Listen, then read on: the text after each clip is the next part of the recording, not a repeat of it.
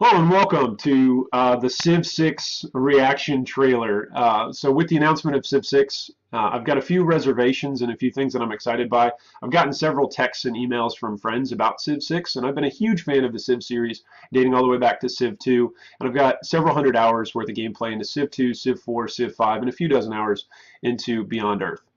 So that being said, the first thing to take away from the trailer for me is that the announcement trailer has no gameplay footage whatsoever. If this was any other game, such as Battlefront, Uncharted, Doom, etc., I'd blast the trailer for not showing any actual gameplay footage. And Civ 6 is no exception. If you want me to get excited for the game, show me what the game actually looks like. The second thing is that the graphics of Civ 6 are very cartoony. Dating all the way back to Blizzard's initial vanilla release of World of Warcraft, cartoony graphics indicate an appeal to the casual audience. Civ 5 was more casual friendly, seeking to attract new fans to the series, and Civ 6 appears to be building on that same approach. The lead game designer, Ed Beach, was interviewed by IGN, and you can see on PolyGon as well with the link that I provided down below. He's announced improvements to the AI and the UI systems for Civ 6. So you mean having, sly new Cappy Gandhi, Nuclear launch detected. that's not in the plans for the release of Vanilla Civ 6? Bummer. You know what really grinds my gears? Bottom line is, if the AI wasn't right for Civ 5 or for Beyond Earth or for any of the expansions, why ought I to trust Firaxis that they'll get it right with the release of Vanilla Civ 6? Now that new Cappy Gandhi is a well-known internet meme, Nuclear launch detected.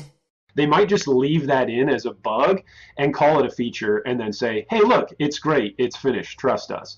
The development team, fourthly, has been working to improve the tech tree from a passive part of the Civ experience to an active one, and I'm really excited about this. I love this as a concept, and I'm excited to see how it actually gets exercised through missions or through activities that you take on the large-scale map.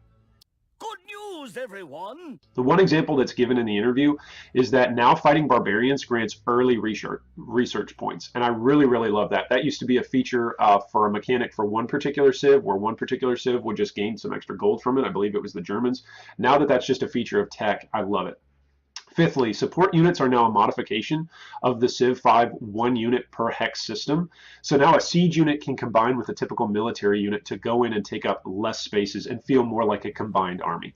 Along with this support modification comes the concept of military core. So now multiple units of the same type can actually link together to move around small army core in conjunction with settlers, builders, and missionaries.